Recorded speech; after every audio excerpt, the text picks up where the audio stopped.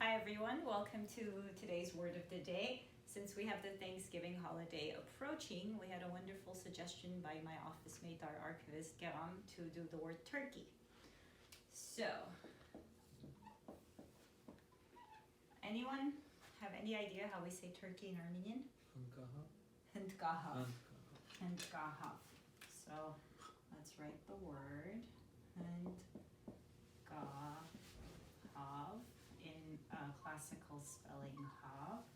Let me transliterate it. Hntgahav. This is the schwa is the sound. Yeah, whenever I write this, it means it's the Okay, Hntgahav.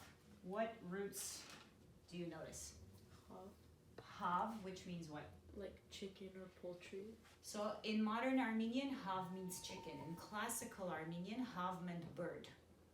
Yeah, havk, birds. So keep that in mind. A is our plus sign that connects two roots to make compound nouns. And what else do you recognize? Handik. Right, so we have the missing E. And handik means what? Indian. Okay. So what do you make of this, the Indian bird? Came from India.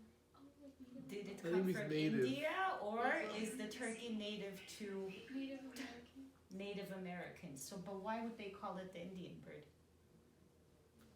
It first came from. Yeah, they brought it.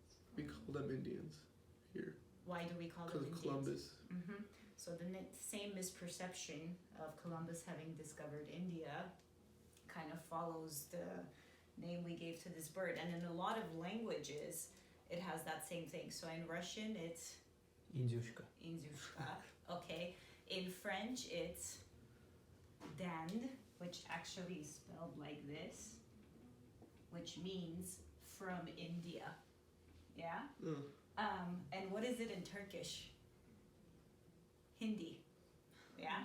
But why do we call it turkey in English? We were doing some research here on this topic.